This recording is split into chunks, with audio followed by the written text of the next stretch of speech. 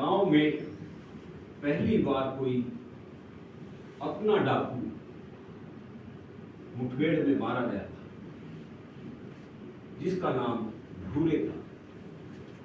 भूरे का असली नाम विजय पासी था। उसके भूरे बाल और गोरे रंग के कारण उसका नाम भूरे पड़ गया था। हालांकि उसके बाकी भाई बहन पुश्तैनी रंगत वाले ही थे। असल में भूरे का रंग ही नहीं, तेवर भी तहबाजी लिए थे, इसलिए उसकी अलग पहचान बनी। और डकैती में मशहूरी मिलने के बाद वो गांव में ऊंची शान वाले घरों की लड़कियों के लिए हीरो जैसी हैसियत रखने लगा। वजह यह भी थी कि ऊंची शान वाले घरों ने भूरे से कुछ ना कुछ ले रखा था, इसलिए माया के लोभ में इज्जत से भी समझौता किए थे। भूरा सच में जाति बंधन से मुक्त डाकू था। सादे कपड़ों में जैकेट में आई पुलिस ने सुबह 7 बजे पुलिस के खबरी गांव के ही ननकू सुनार की सूचना के आधार पर भूरे को उसकी रखेल टन्नों के ननिया के घर से पकड़ा। टन्नों को शर्त में छोड़ दिया गया कि वो किसी को ये नहीं बताएगी कि भूरा उसके पास से मिला है। एक अद्दी बंदूक, 350 का कट्टा, 100 ग्राम गांजा और एक काले बैग के साथ भूरे को चौखटे के पास मैंने कलारी कुएं तक लाया गया। तब तक लोगों की आवाज आई शुरू हो गई।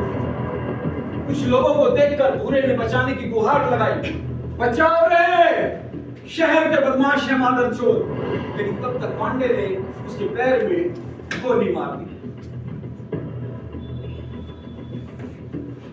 भूरा समझ गया कि अब उसका अंत करीब है। उसने ताना फेंका, 2 लाख, 3 लाख, 5 लाख। पर इस बार तो ऊपरी आदेश यानी राजनीतिक इशारे के बाद पुलिस उसके खात्मे के लिए ही आई थी। फटाफट उसकी बगल में कट्टा और बाकी सबूत रखकर ताबड़तोड़ गोलियां बरसा दी गई।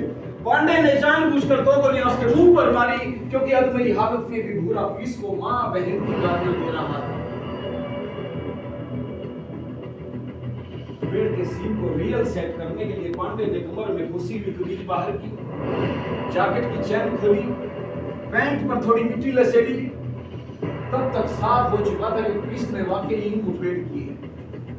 लोगों का शक दूर करने के लिए पांडे ने हल्ला मारकर कहा, पीछे रहो रे,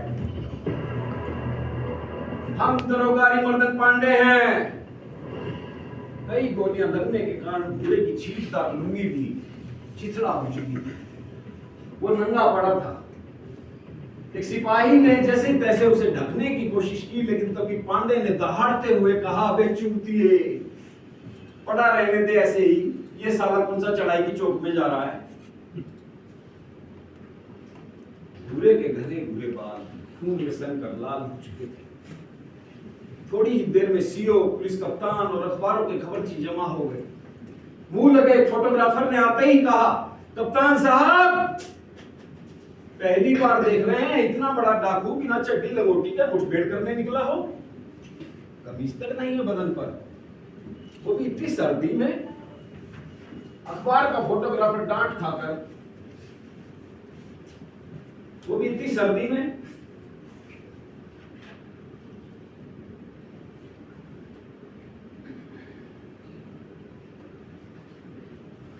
जौनपुरिया एसपी इस बात पर भूल गया। बोला, आप ज्यादा स्मार्ट मत बनिए, आपका जो काम है करिए और करके फौरन चलते बनिए। अखबार का फोटोग्राफर डांट खाकर खिसिया गया। लेकिन एक जमाने में पत्रकार यूनियन से जुड़े मान्यता प्राप्त जिला संवाददाता आशुतोष वर्मा चढ़ गए। एसपी साहब, एक हरिजन डाकू को मार गिराया, फर्जी मुठभेड़ दिख रही है। अरे एक ठाकुर पंडित डकैत मार कर दिखाओ तमुआ ने। एसपी खुद भी ठाकुर था, इसलिए उसकी सुलग गई। बोला, आज ही तुम्हारे संपादक से बात करता हूं। वर्मा और भी जबर निकला। बोला, एसपी सिंह साहब, विधानसभा चल रही है, आज ही सदन में मामला उठवाता हूं विधायक जी को बोलकर।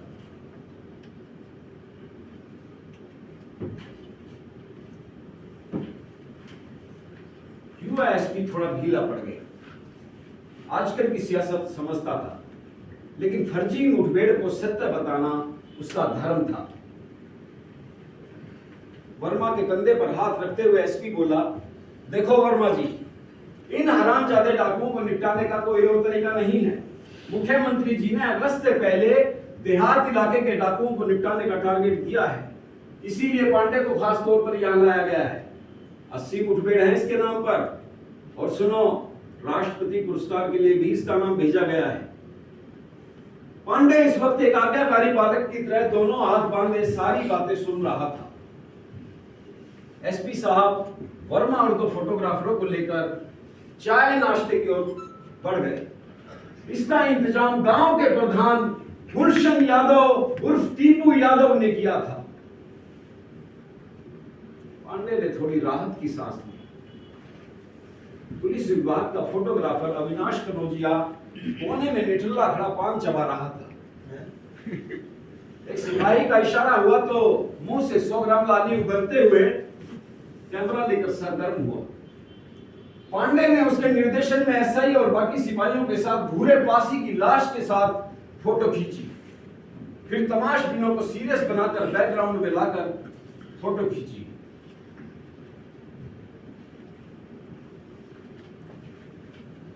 इसी बीच पुलिस का जल्लादनुमा कर्मचारी अपने काम पर लग गया।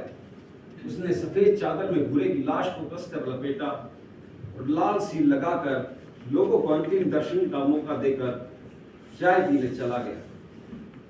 मक्खियों का ढेर विदा हो चुका था।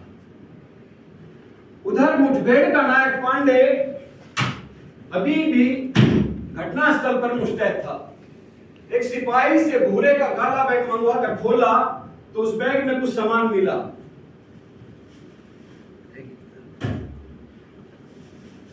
जैसे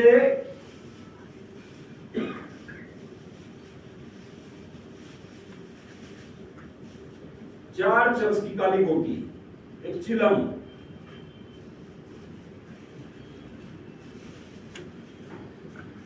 एक देरोत का पैकेट, 2 काली द्राव, एक बोरोप्लस, एक पेन,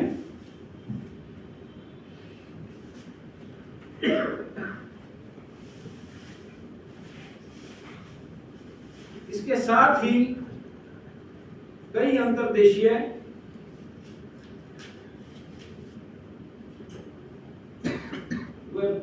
रूपदार कागज में लिखे पत्र खुले हुए थे।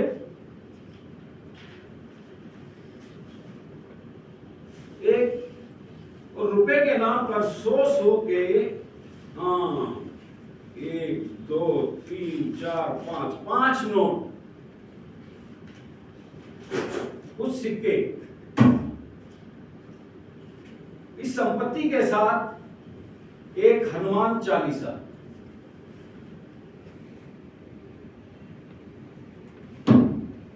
और एक पतली किताब भी थी जिसका नाम था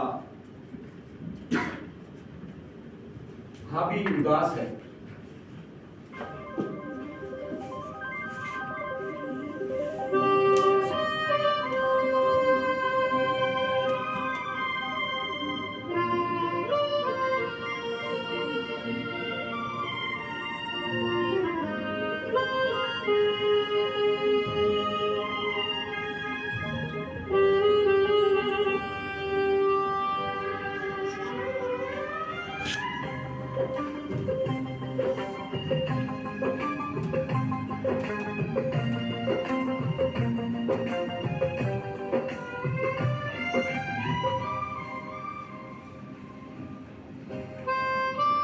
इससे साबित हो रहा था कि भूरा साक्षर तो था ही, लेकिन रसीद भी पूरा था। पांडे ने सारी चीजें चौकी इंचार्ज के हवाले कर दी, लेकिन पत्र उसके पास थे। एक पत्र पढ़ते ही उसका माथा घूम गया। भाषा पढ़कर थोड़ा मजा भी आया। तब तक मजमा बड़ा हो चुका था। अरे भाई, आप लोग कहते हैं कि ये इज्जतदार गांव है, ये है नमूना आपकी इज्जत का। देखिए, ये किसी मंजू चौहान की चिट्ठी है जो भूरे डाकू को लिख रही है प्रेम पत्र में। आप मेरे गोविंदा हो, नितिन चक्रवर्ती हो, इस बार लखनऊ से आना तो चिकन के बादामी कुर्ते ले आना, तुम्हारे बिना नींद नहीं आती। हाय, इसके आगे पढ़ने में मुझे भी शर्म आती। बताइए, ये किसी ठाकुर साहब की बेटी है, इसे लेटने के लिए एक पासी ही मिला? छी! ये दूसरी चिट्ठी है किसी रागिनी यादव की, जो लिखती है प्रेम पत्र में भूरे डाकू को लिख रही है, भोजन थाली से भरा, भोजन थाली से भरा, जल से भरा गिलास, भूरे साजन तुमरे बिन कौन बुझाए प्यास।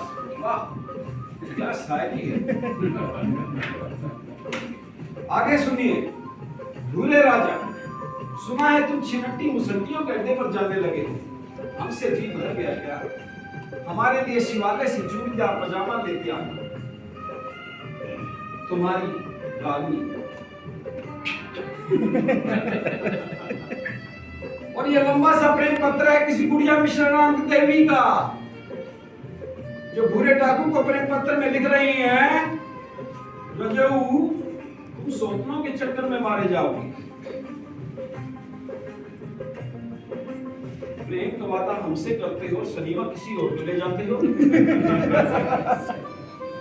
2 किलो खोआ लाने का वादा करके गए थे और हम तो तरस गए जानू। इस बार जल्दी नहीं आए तो तुम्हारी कसम सल्फास खा लूंगी। इससे पहले कि पांडे आगे कुछ बोलता, गांव के सभी लोग खड़े हो गए। प्राइमरी स्कूल के अध्यापक और दिन भर बीबीसी रेडियो सुनने वाले दीनानाथ उपाध्याय ने हाथ जोड़कर कहा, पंडित जी बस रहने दीजिए, बाकी हम रेडियो पर ही सुन लेंगे।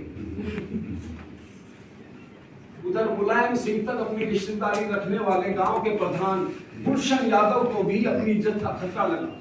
वो फौरन पांडे के पास आया और निजी बात की तरह बोला, पंडित जी घर पर पक्का खाना बनवा लिए हैं, कितनी देर में चले? पर पांडे ने उसकी बात पर ध्यान ही नहीं दिया। वो तो जैसे आज राजा राम मोहन राय बनने पर अड़ा हुआ था। पूरे गांव पर ताना कसते हुए उसने कहा, अम्मा कैसे पंडित ठाकुर यादव हैं तुम्हारे गांव के? वो सर्वा तुम लोगों की लोंडिया चुसाता रहा और तुम कहते हो कि इज्जतदार गांव है। छी!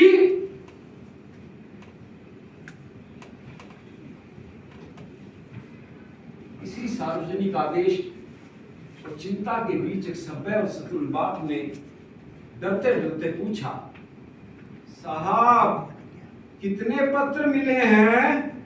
पांडे 10 और हैं, नाम बताएं। भीड़ ने कहा, ना ना, ऐसे ही बोल रहा है। खैर, ग्राम प्रधान के विनती करने पर पांडे इस बात पर मान गया कि ये पत्र ना तो अखबार वालों को दिए जाएंगे, ना ही प्रेम पत्र लिखने वाली नायिकाओं को, और ना ही उनके घर वालों को तंग किया जाएगा। ये पांडे का गांव वालों पर एहसान जैसा था। पांडे ने कहा, गांव में पंचायत बुला कर तय कर लो, इन चिट्ठियों का क्या करना है? अभी तो हमारे पास है, सीओ साहब के पास चली गई तो मामला लंबा खींचेगा। बहरहाल सुबह ये खबर तूफान टाइम्स, जनकंठ जैसे लोकल अखबारों के अलावा बड़े अखबार दैनिक जागरण, अमर उजाला ने यूं छापी कि खूंखार डाकू भूरे पासी को पुलिस ने दरियापुर सिलोरी गांव में एक लंबी मुठभेड़ के बाद मार गिराया। भूरे के साथी मौके से भागने में सफल रहे। मुठभेड़ उस समय हुई जब भूरे का गिरोह एक डकैती की योजना बना रहा था। भूरा कत्ल और डकैती की 30 से ज्यादा वारदातों में शामिल था। उसके सिर पर 5000 का इनाम था।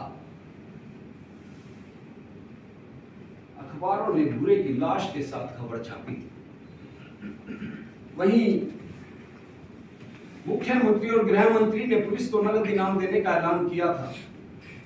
तो विपक्ष के नेता तुलाराम कंबोज ने मुठभेड़ को फर्जी बताया और आरोप लगाया कि भूरे की लाखों की संपदा जमीनों के लिए स्वर्ण नेताओं ने उसे ठिकाने लगवा दिया।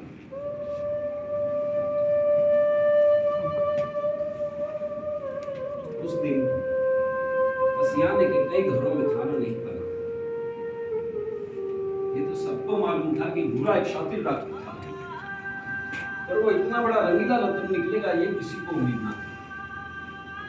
अपने प्रेम पत्रों से भूरे ने ना जाने कितनी ही गांव की लड़कियों को संदिग्ध बना दिया। सबसे बड़ा संकट तो ये था कि सारे प्रेम पत्र ऊंची शान वाले घरों की लड़कियों के थे।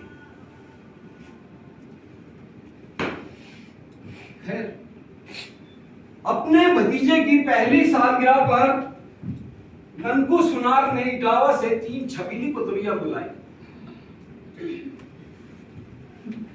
इस मौके पर एसओ पांडे को मुख्य अतिथि बनाया गया। पांडे को लगा कि गलत जगह आ गया। एक सिपाही ने कान के पास आकर कुछ कहा तो पांडे ने जाने का बहाना किया। कहा कि रात में कप्तान साहब राउंड पर निकलते हैं, खाना खाली मिला तो मुसीबत हो जाएगी, चलते हैं। ननकू सुनार ने पांडे को बाहर छोड़ने के साथ ही एक मिठाई का डिब्बा और एक लिफाफा थमाया, फिर बेमौके अर्जी लगा दी। पंडित जी, वो बच्चियों की चिट्ठियां आपके पास है, लगे हाथ उनका भी कुछ कर दीजिए। बच्चियों के घर वाले मर जाएंगे। आप कहें तो प्रधान जी आपसे मिल लेंगे। वैसे वो कल लखनऊ जा रहे हैं। लखनऊ का नाम सुनते ही पांडे ने चिढ़ते हुए कहा, बे भोसड़ी के, हर जगह लवराई दला दी, अब तुम चिट्ठी में कूद गए। तुम्हारी लौंडिया वाला मामला तो निमट गया ना, उसकी तो शादी भी हो गई, तो फिर दूसरों की चिंता क्यों करते हो? काहे हीरोगिरी दिखा रहे हो? और सुनो, ये लखनऊ फखनऊ ज्यादा मत किया करो। सुनार ने मुंह लटका लिया।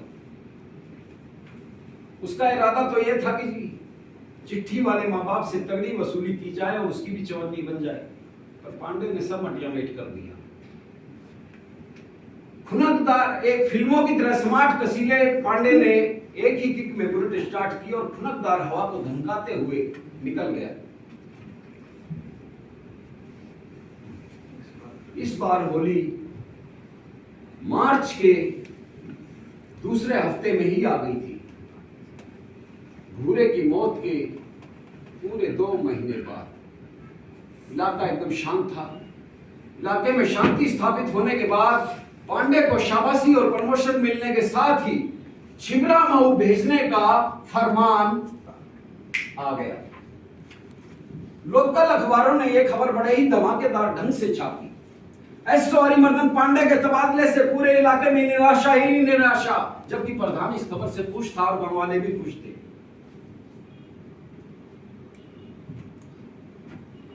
प्रधान ने नाटक करने के लिए ऐलान कर दिया कि होली की पूर्व संध्या पर ग्राम सभा एसओ अरिमर्दन पांडे का अभिनंदन और विदाई समारोह करेगी। शाम को गांव की चौकी के पास ही समारोह था। तिकोनी पन्नियां व झालरें लगी हुई थी। बार बार रंग बरसे बज रहा था।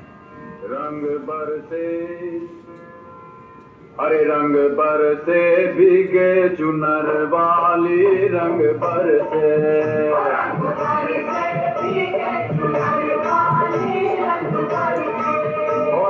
बरसे भीगे चुनर वाली, रंग बरसे। वहीं मेला मैदान में होली का दहन होता था। समारोह में सबके ऊपर गुलाब जल छिड़क कर पांडे का गुणगान गाया गया। गरीबों का मसीहा, अबलाओं का रक्षक कहकर ग्राम प्रधान गुलशन यादव ने उसकी जमकर चापलूसी की। वो किसी बहाने प्रेम पत्रों की बात करना चाहता था, पर पांडे के तेवर देखकर हिम्मत नहीं हो रही थी। हालांकि सूत्रों के अनुसार खबर आ चुकी थी कि पांडे पर लखनऊ से दबाव पड़ा है कि वो ज्यादा स्मार्टनेस ना दिखाए और लेन देन की बात करके मामले को रफा दफा करे।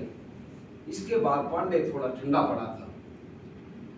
अब जलसे में पांडे के बोलने की बारी थी। ग्रामीण जनता ऐसे इंतजार कर रही थी जैसे राष्ट्रपति का अभिभाषण होने वाला है। 2 बार माइक पर हेलो हेलो बोलने के बाद पांडे ने नेताओं की तरह बोलना शुरू किया। आदरणीय प्रधान जी, ग्राम सभा के सदस्यों, देवियों, सज्जनों और मेरे विभागीय बंधु, मुझे लग रहा है कि जैसे मैं अपने परिवार के लोगों से बिछड़ रहा हूं, पर हमारी नियति यही है कि एक बार एक काम खत्म होते ही दूसरे काम पर लग जाना। आपने मुझे जो सम्मान दिया उसके बदले में मैं यही कहूंगा कि आपके लिए कुछ करके जाऊं, ताकि कुछ अच्छी यादें भी रह जाए। पुलिस को आजकल अच्छी नजरों से नहीं देखा जाता, लेकिन एक बात जान ले कि पुलिस भी इसी समाज की है। हर पुलिस वाला बिकाऊ नहीं होता। खेला खाया पांडे भावुक हो रहा, वह सी मुठभेड़ वाला नायक लग ही नहीं रहा। इसके बाद गांव के मोची लोगों ने बारी बारी से पांडे के गले में गेंदे के फूलों की माला पहनाई। प्रधान ने माइक लेकर ऐलान किया कि पत्रा के हिसाब से होलिका दहन का समय हो रहा है। माननीय पांडे जी से अनुरोध है कि पूजनीय ब्राह्मण होने के नाते इस विधान को संपन्न कराएं। पांडे अचकचा गया। अरे ये क्या कह रहे हैं आप? हम तो शस्त्र परंपरा वाले पंडित हैं, परशुराम जी के भक्त। ये अवसर किसी सुपात्र को दे।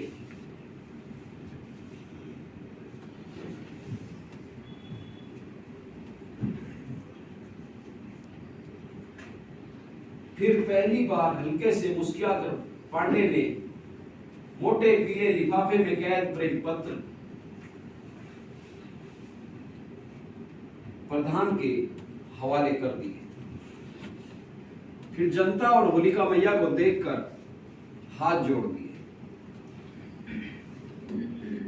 दो चार चिट्ठियां छांटकर पांडे ने बीमे के तौर पर अपने पास रख ली और कहा, समय का कोनो भरोसा नहीं प्रधान जी, चलते हैं। ये पांडे ने विदा लेते हुए बोला था।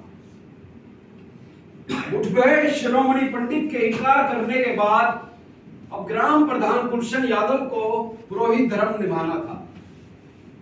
ओम वेंकटे भय त्रस्ते होलिकाय नमः, ये कहते हुए ग्राम प्रधान गुलशन यादव ने होलिका मैया को अग्नि दी और प्रेम पत्रों की आहुति भी होलिका मैया में दे। होलिका मैया की जय।